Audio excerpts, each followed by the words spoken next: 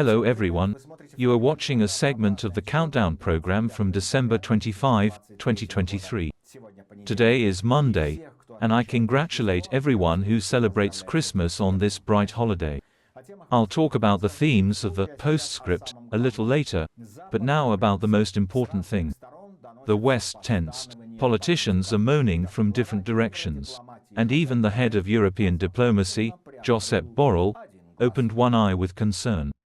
The German publication Bild, citing its own intelligence source, predicted Putin's possible aggression against the EU countries during the presidential change of shift in the United States. The period is called December 2024–January 2025. Analysts admit that Putin will rush to Europe while Washington is unable to quickly respond to this aggression. The NATO leadership will be, if not paralyzed, then significantly limited in its decisions. True, Bild is far from a virgin publication, the analysts of which must be taken on faith. After all, propagandists of Venediktov work under its roof, who was able with his brood to occupy a noticeable clearing in the European information field, including the unassuming Deutsche Welle. Nevertheless, today we must listen to any such information, if only because of the growing aggressiveness in the Kremlin's rhetoric itself. They no longer rule out a severance of diplomatic relations with the United States, something that did not happen even during the Cuban Missile Crisis. But Bild is not the only one expressing concern about the rise in militaristic rates. The head of European diplomacy, Josep Borrell, said in an interview with the British Guardian that Putin will not be satisfied with a partial victory in Ukraine and will continue a long war until he gains full control over this country.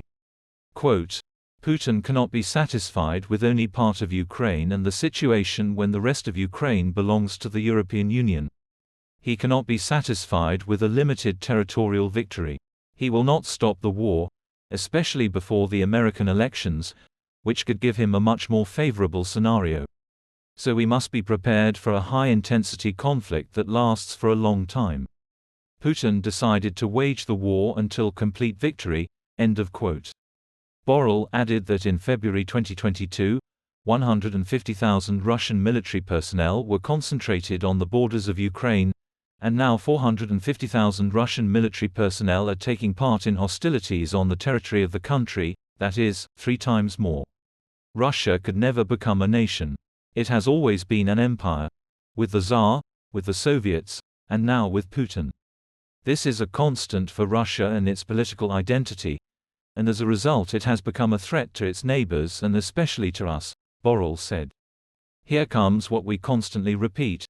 Russia is not a nation, it is a wild territory inhabited by cruel bandits. Under the Tsar or under the Bolsheviks, under Yeltsin's thieving liberals or Putin's KGB-backed brigade. This is barbarian territory, which historically expanded through wild raids on its neighbors. And Europe, deeply despised by the savages for its indecisiveness, is today again under attack. Post-Soviet cannibals live by the principle, if you don't devour, it means they will eat you. And since, if a fight is inevitable, you have to strike first, they will rush to Europe. Angry and hungry. And the EU has very little time to prepare.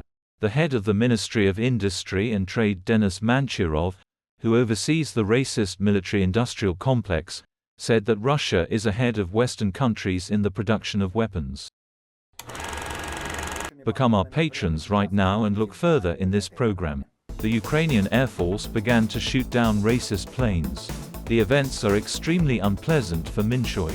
In response, the Russians began to lie vigorously. In the run-up to Christmas, Serbia again protested against fraud in recent elections.